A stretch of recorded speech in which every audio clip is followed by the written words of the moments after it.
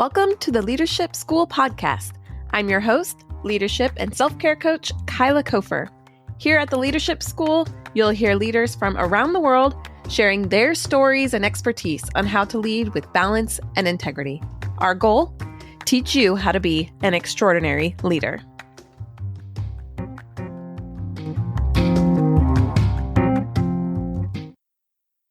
Welcome back, leaders. Today, I'm introducing you to Heather Haas. She is the president of Advisa. Advisa is an organization that leads people to help clients create effective teams, leaders, and cultures. So we actually spend most of our conversation talking about that culture part. We focus in on the difference between training and transformation.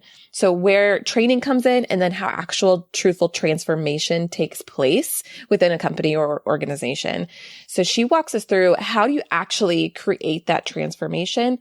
Why does it matter? What does it look like? And what are the steps to making that happen within your company? What does it look like to create the culture that you want in your organization? So thanks so much for Heather for joining me. This is a great conversation. I know you all enjoy it.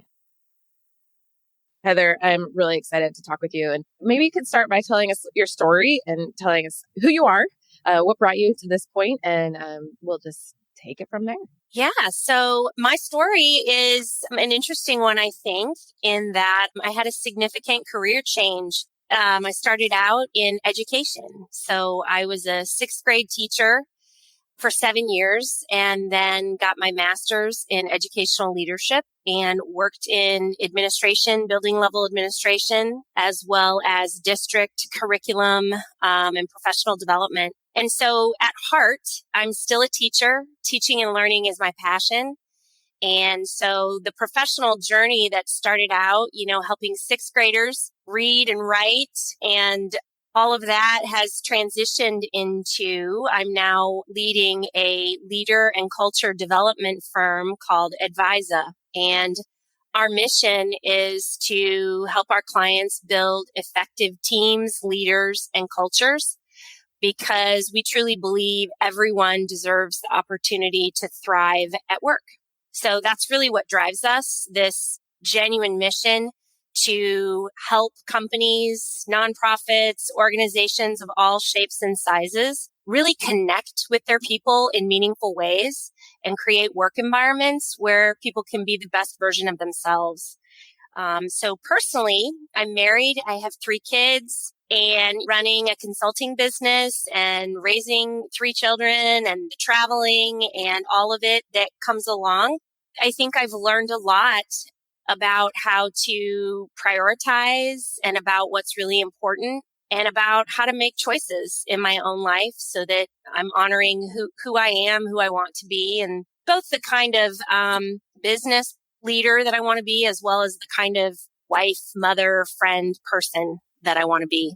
Yeah, it's a lot of work, right? Sometimes we tend to just kind of float through our lives and kind of just go by. But when we can take moments and be really intentional about who we are and what we're doing, it does take some effort. It does take attention and intention. So you went from being a teacher to now the president of Advisa. And I imagine your skills in education really help with like the workshops and leading that you're doing with companies at Advisa. Without a doubt. I mean, I think one of the core capabilities of any organization is learning. So whether it's a hospital setting or it's a manufacturing company or a distribution company or a tech firm, organizations that are able to learn quickly and people within those organizations who are able to learn quickly are often more effective and they're able to have more influence. So yes, I think my ability to understand the learning process and be able to build trust and shared purpose with other people so that learning can occur has been really instrumental in my growing the team here at Advisa and in the way that we go about doing our work with clients. So you said a couple of things that I want to kind of go back to. You said the learning process and building trust. And shared purpose. Shared purpose. So I kind of want to break those down a little bit. We've talked about a lot of those here at the Leadership School podcast in the past. What do you mean when you say the learning process? Yeah, the pedagogy of teaching and learning in an academic setting, there's also adult learning. And so we know a lot about, there's certainly knowledge absorption and just knowing things, but there's also a very social process that's involved in how people learn and how we make memories and how things really stick. There's an element of story and narrative that is very powerful in terms of helping to connect people with ideas and in helping people to come along with change and adopt new things. So yeah, I think as we think about the way we design our approach to consulting and our approach to leadership development, it's very much anchored in what we know about adult learning theory. So specifically, we know that about 10% of behavior change comes from the workshop, right? The formal learning experience. About 20% of behavior change comes through that social piece. It's relationships and connections outside of the formal learning experience. But 70% of adults making change back on the job after a workshop is environmental. And so it's really critical, I think, especially today where we're facing a very real shortage in leaders. Like demographically speaking, there just simply aren't enough humans in the generations coming up to replace the boomer generation exiting the workforce. And so this acute need and leadership gap is huge. So we're really trying to meet companies where they are and help them very strategically design entire learning experiences, not just workshops, but the relationships, the mentorship, the connections that are so vital to that social piece, as well as all of the environmental pieces, the conditions back on the job, if you will, to support people in making behavior change. Wow. As a workshop presenter, I'm really intrigued by hearing people are only going to change with the 10% from what they hear in the workshops. So I'm like, well, does that mean we need more workshops or we need better workshops or the workshops need to be more social where they need to be more integrated with the people? Cause that's where that transformation comes from. But what I'm hearing is, yes, the workshops are valuable and they're helpful, but to not leave it at that, to make sure you're following up with that social development and that personal transformation, like that culture in the community. Basically. Absolutely. I mean, the workshop is where it starts. There has to be a catalyst or an infusion of new ideas and new information, even inspiration is what you can get from a really well done workshop. But I think, as you know so well, to follow that up with some coaching, for example, to come alongside someone and say, okay, given what you learned, what's really meaningful to you and how might you make change or what stands out, whatever the important things are, the coaching that happens after, that's where all the practice and where the applying of the new mindsets and behaviors, that's where it either becomes new habits or we tend to slide back. And so we talk a lot at Advisa about the knowing doing gap. So a workshop, it's great. You're going to go learn and you're going to know some new things. And you may even be motivated initially to go try those new things. But the doing over time is what creates transformation. And that's really like where we're trying to help our clients is take individual learning leaders who are learning new things, support them over time so that actually transforms the culture of the company. Well, I'm really glad you said that, like that you follow it up with the actual doing of the work, because how many times have all of us been to a workshop or conference and been like, all right, checked off my CLEs or like, I'm done, move on. But like, it was almost a waste of a day. I mean, you might meet some people, you might like have a few little pieces that you might be able to change on something, but unless you actually are doing some of that follow-up work, all that inspiration from that one day is just kind of goes away. And I've done that. I mean, I've been to so many. I'm like, oh, that was so nice. I couldn't tell you what I learned. It might be like a stair step.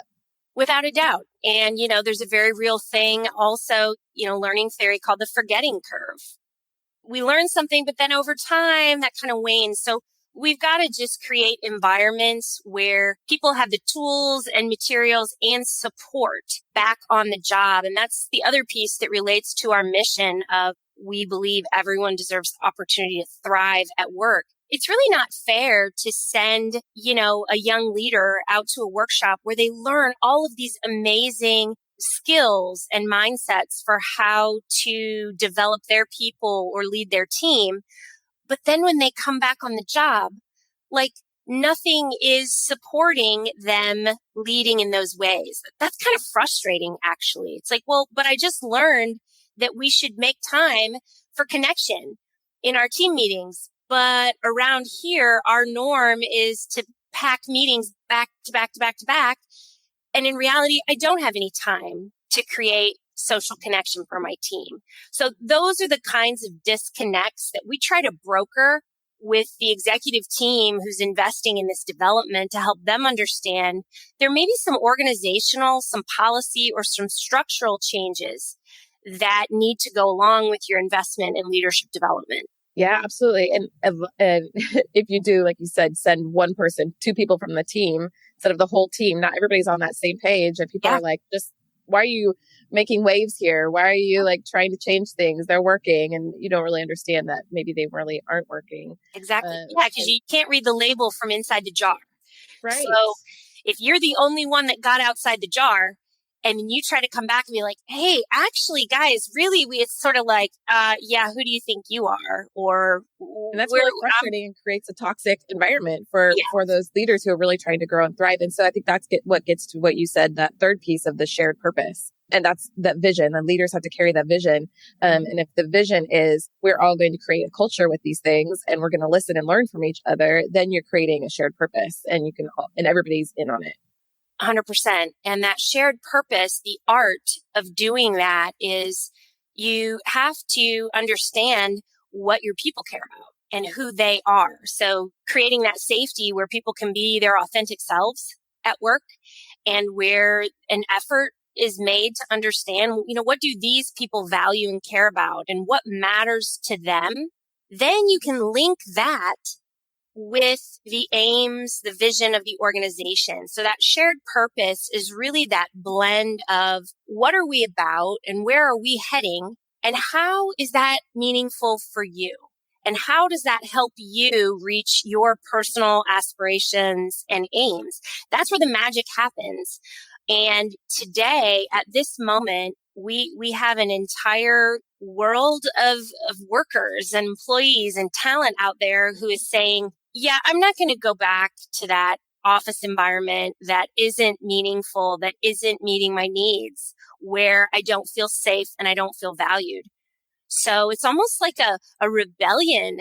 That's kind of a strong word, but I mean, we work with about 500 companies across all industries. I mean, what we're seeing is that employees are holding the cards and employers are starting to come around and say, okay, we've got to flip the script here and really start to understand what do these people need and how do we create an environment that's going to attract the best and brightest people to want to stay connected to us. Yeah, this is really a cultural movement. So we started talking about this here at my podcast, like year one, about people first leadership. Yes. That people first leadership is the new term, right? It's the new way of leading, the new way of doing a company is focusing on your employees, and companies who do this really thrive a lot more. And then because you're thriving, people are thriving at work. We've talked all about that, but I've been doing some interesting reading lately and hearing about how this really is this cultural movement. And the older generation, the baby boomers, they want this because we want to feel that safety at work and you want to have the psychological, emotional, physical safety at work to really grow and thrive.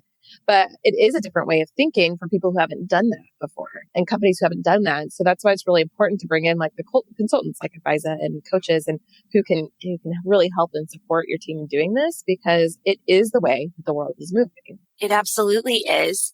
And I think with the rise of technology and AI and all of these other things that are sort of looming out there to really disrupt and change the future of work, the more we can equip our people and our companies to connect people to each other and really raise the bar for, okay, if technology is going to do so much more of these types of things, how do we really make sure that the human aspect of our business, whether it's serving patients or customers or solving problem, whatever it is, I think as the technology continues to increase, the importance of the human and emotional, relational, empathetic aspects of what people do at work are even more important.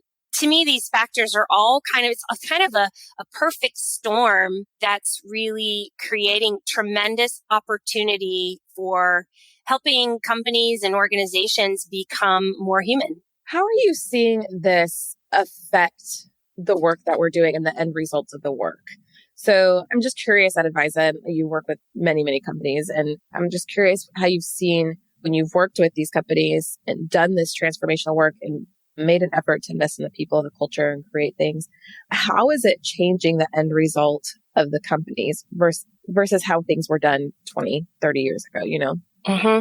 Well, one of the most tangible outcomes that we see for organizations who really invest in leader and culture development over time is two very important metrics: employee retention, so less turnover, more productivity, more engagement. And those things can be measured. There are a million ways to measure employee engagement, and obviously employee retention, very straightforward to measure that, but also customer loyalty and customer engagement, because there's a very real correlation between employee engagement and customer loyalty. If I'm doing business with a company and I'm the customer and I'm interacting with an employee who feels seen, heard, and valued, and who is challenged and encouraged at work, that's going to be a good interaction. And the multiplier effect of that, engaged employees going above and beyond, giving their discretionary effort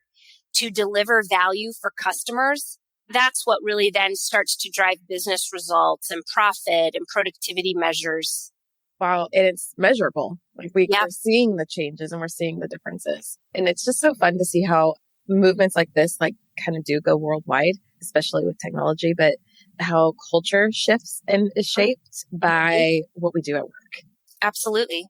Well, and most of us spend a significant amount of time at work. And even today, while at work anymore doesn't necessarily mean physically in an office building, at work, it may mean in my basement, but it's where our hearts and minds are. And if our hearts and minds are doing the work, etc., wow, the impact on the world if we are doing that work in an environment with other people for leaders who truly care about us and our well-being, the ripple effect of that, I think, is really inspiring to think about. That's why what we do and the movement we're trying to create at Advisa to create healthier, more connected, more engaged work cultures is, it's important work. So I started this podcast because I wanted to learn and grow in my leadership journey. And I have been so incredibly inspired by the guests and the conversations. So once the interview ends, I actually keep the conversation going because I have found that sometimes the richest part of the conversation is when we feel like the interview's over and we can just kind of have a relaxed, more casual conversation. Also, if you've noticed, if you've been following this podcast for some time, I used to ask every guest 2 questions. What does integrity mean to them? And what does balance look like to them? Well, I haven't stopped asking those questions. We're just putting those over on our Patreon page. So go check it out at patreon.com/leadership school. And for $6.50 a month, you can support this podcast. It takes a lot to produce every single episode, and honestly, I could use a little bit of support. So anything that you're able to contribute would really mean a lot to me and would able to help me to continue to bring these high caliber guests in to have conversations on what does it look like to be an extraordinary leader and how do we practically do that. So those conversations are continuing over at patreon.com/leadership school, where I'm asking guests some extra questions, some bonus questions, and you'll get some bonus content over there. So be sure to go check it out. Thanks so much for your support. And thanks so much for subscribing, listening, and sharing this podcast. It really does mean a lot. And I'm so honored to show up here in your podcast feed. So you touched on it a little bit, but walk us through what your process is when you start working with someone new, a new company. What's your process, and do you continue working on that, or is there a point when you say, "Well, our work here is done. You're where you've been." Walk us through what you're actually doing and how that change is actually happening. Yeah, we have a very strategic process actually that's really kind of three phases. And we start with the executive team. And the first thing we do is we try to diagnose what's not working on the people side of the business, or what are the opportunities for leadership and culture improvement. So we collect some data. There's a variety of different ways we can do that, and we have a proprietary leadership and culture assessment that we often use, but even employee engagement data can be a starting line. The reason we start with data is because there's a real tendency, or not so much anymore, but there used to be a real tendency for executive teams to say, oh, this is the touchy-feely stuff. I deal with, bottom line, and I'm dealing with strategy. And when we start with data, it's hard to argue. This is the information that we've gathered from your people. This is what they said. What do you make of it? So that diagnosing organizational dysfunction and opportunity for improvement is a really important level set. Are you doing interviews with people, or are you like having them fill out surveys? Yeah, great question. Both in many cases. You've got people filling out anonymous surveys where they're asked to rate how effective are our leaders, or to what extent do I feel psychologically safe at work? How much development have I gotten? So yeah, there are some of those kinds of measurements, as well as we may do some focus groups, or we may collect some behavioral assessment data. So all of that starts to fill in the mosaic of what's going on here. Do you feel like people are a little bit more open and honest because you're a third party? Like they might tell you, but they won't tell their boss what they really think? Yes, the anonymity of those efforts is a really important part of this, because then we can sit down with the senior leadership of the company and say, it is what it is. Like, this is a starting line, and you're brave to even care enough to ask and to spend the time to want to dig in. And then once we've sort of aligned around, wow, we do have some opportunities to improve, then we lead the executive team through a process where we help them define what is the intentional culture? What are the core values that represent the kind of environment, like who do we want to be? What is our corporate character? Let's define that. And we get really precise in, naming those values and the behaviors that roll up into those. And then we define what are the leader capabilities that will activate that culture. So in other words, we start with the executive team and we say, in other words, what do leaders need to say and do around here to be effective? And we lead them through a process where we get aligned around 3 to 5 leader capabilities. So now we have core values, the pillars of your intentional culture, your corporate character. And now we know what leaders need to say and do to activate that culture. The next phase of our work is we design learning experiences for leaders at all levels that will give them the training, the tools, the space to grow their skills and the ability to carry that intentional culture or activate it. And then once we design that, and those are pretty customized learning experiences because we're trying to back right into who are you trying to become. And then the third phase of our work is deploying our team of facilitators to deliver those experiences, that coaching over time. Yeah, over time, that's the key word right there, because like you said right at the beginning, the workshops are just the 10%. That's right. It's that social, that interaction and working together and doing this over time. I think it's so funny how we come in to anything, and I think we innately understand that things take time, but then when it comes down to it, we expect things to happen quickly, especially as Americans. So we're like, well, I'm going to lose 20 pounds. So I'm going to go to the gym, and by next week, I'll be good to go. Yeah. I'm going to go. I want to completely change the way our company works. We're not going to have violent rhetoric. We're going to be diverse. And next week we'll be good to go. And then you start getting into it and realize like this takes effort, and this does take time. And we can't be who we say we are unless we actually do the work to get there and do that. Very well said. And just the acknowledgement of the reality that it takes time is really hard. I think for some organizations, they want results so quickly. And we have to remind them like, hey, have you ever tried to lose 10 pounds? Have you ever tried to stop drinking Diet Coke? It's super hard to change behavior. And that's what we're asking all your leaders to do. We've just given them sort of a whole new playbook and they're motivated to do it, but we've got to give them the time and support to make those changes. And we've got to coach them and encourage them and give them the just-in-time feedback, all of those things. And I actually want to also talk about, we kind of said something a minute ago, but the value of having a third party come in, because when we're running our business, we're so focused on the work that we're doing. And unless you bring somebody in, whether you're even if you hire an employee full time to come on board and say, I'm going to make those changes, that person has a big mountain to climb. Yeah. And I talked about this just recently in another episode. I'm not sure when it's going to air, but with Wayne Barringer, who literally climbed Mount Kilimanjaro and had this big mountain to climb of having to change internal company culture, and how hard it was doing that from the inside. And it's really, I think, helpful because when you're inside the company, you're doing the work of the company. You're having to like get your products out, do client interactions, but to actually focus on that company culture, unless you're getting the whole team together every day and every week and making that intention, you can get really lost in that.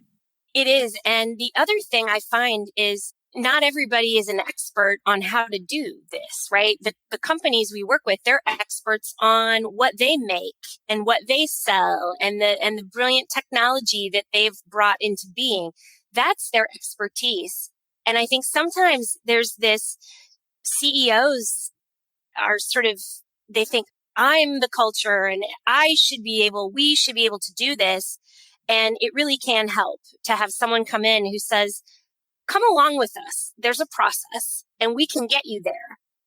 It can be very helpful. But then once we've gotten clear on the important things and we've equipped leaders with the skills and tools, then it really does go from the executive team to it really trickles down.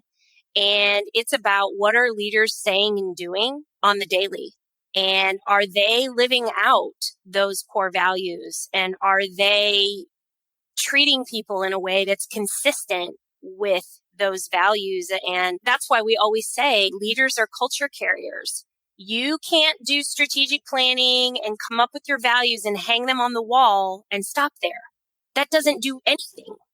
And in fact, it can do more harm than good. If you name, this is who we are and this is what we want to be, and then none of your leaders live that out, that's really where employees start to not trust or start to feel the disconnect. It's like the leader who says, we need a CRM. So go pick out a CRM and start using it. But the leader won't use it. Exactly. It's so frustrating because you're like, why did I do all this work if it doesn't affect you? Like, you're just making me do busy work.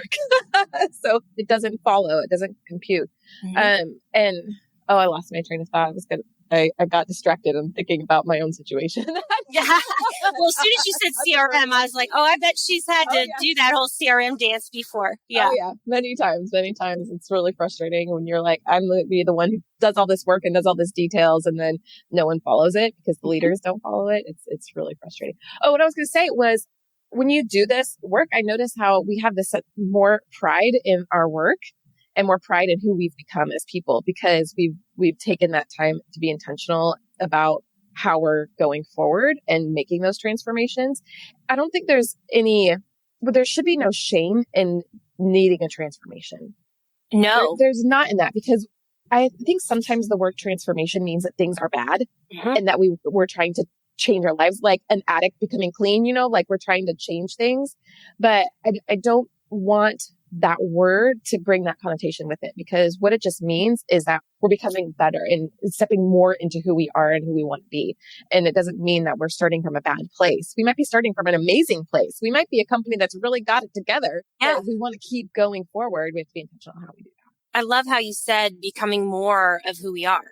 No question about it. Transformation is kind of back to what I was talking about earlier with my background in learning. We transform when we learn something new and when we confront a new construct. And now we have a new lens that we can see everything out. And that's just that another lens of seeing ourselves and others. And I think that evolving is really such a healthy process. And I think as humans, I believe that's really what we're here to do, is just to continue to evolve and access our own purpose and value on this earth. That's really what it's all about. Right. And that's actually what we were kind of talking to a little bit before we even started this interview. Like we were talking about kids because we both have kids, and we were talking about some things going on with them, and just kind of look back to who we were as kids and who we are now. Like we weren't bad children, but we had a lot to learn. Yeah.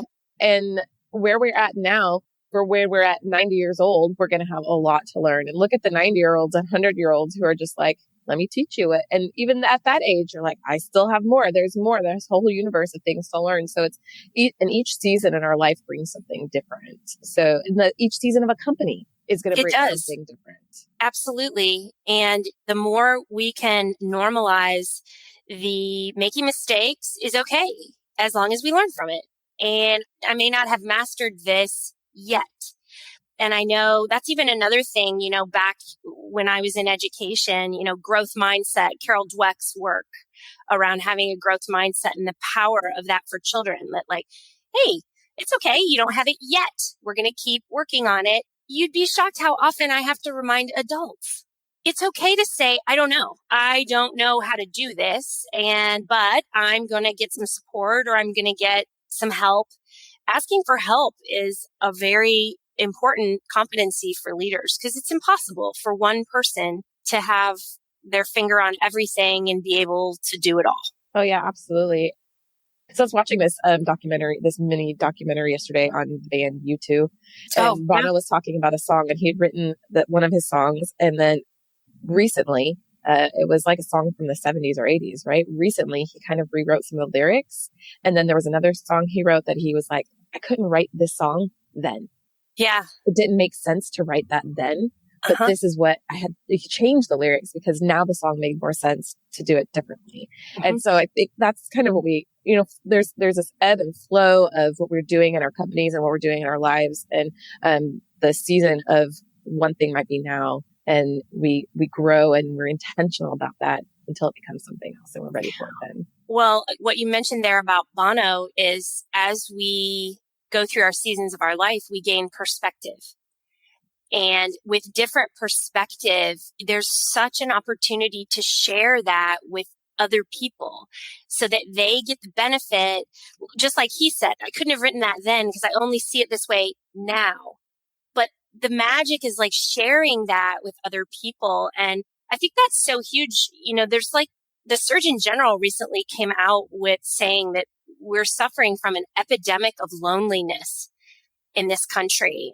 So the ability to keep people connected in an authentic enough way to be able to share perspective and to be able to say, I know you don't see it now, but I've been there and it's okay. It's going to be okay. Or, just hang in there, whatever it is.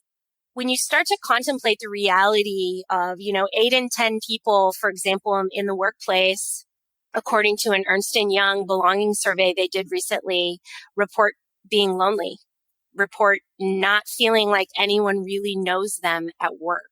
That's tragic. It's not just tragic for individuals. I mean, that costs companies money in terms of engagement and turnover and absenteeism and all the things. So sharing the perspective and being able to build relationships with people at work so that we can truly connect is more than just good for the bottom line. It's really, I think, addressing, like I said, what the Surgeon General said is like a health crisis. Yeah, it is a health crisis. We're experiencing that much loneliness. And there's something to be said for boundaries at work. Boundaries at work matter, and having personal work boundaries, they are important. But to be spending so much time with a group of people and not feel known by them, that can really do a number on our mental health and mental well-being. Absolutely. Heather, I'm curious if there's a piece of advice that you've ever received, or that something that maybe the best piece of advice you've ever received, or maybe something that you wish you would have known when you were younger. It's kind of two separate things, but. Yeah, I think the best advice I've received came from my mom. And she taught me as a very young girl, always surround yourself with people you can learn from. So I guess back to that theme of learning, right, that we talked about at the very beginning.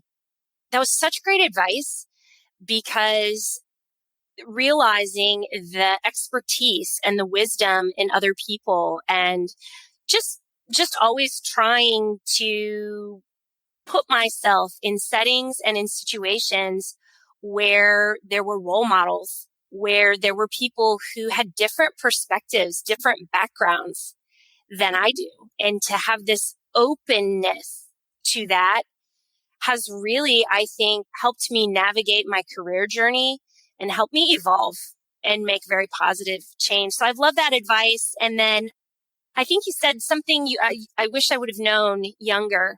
What I wish I would have known younger is probably the importance of being still for people who are high achieving and capable, and that's terrific. But you have to pause. There's power in a pause, and being still it's just so restorative for your mind, for your heart, for your spirit. And I think I had to learn that the hard way. And I think a lot of people do. Well, I think we're seeing this shift in our culture where we're starting to understand and be grateful for that power of stillness. Or maybe that's just my age. I don't know. But in the United States, we do put a lot of emphasis on high achievement, accomplishing a lot and being busy and moving and forward motion and constantly moving forward, planning ahead. Mm-hmm. And so it's hard because we've created that culture of that rest is for the weak kind of thing. But it's not. It's never been that way. It's always been for the strong.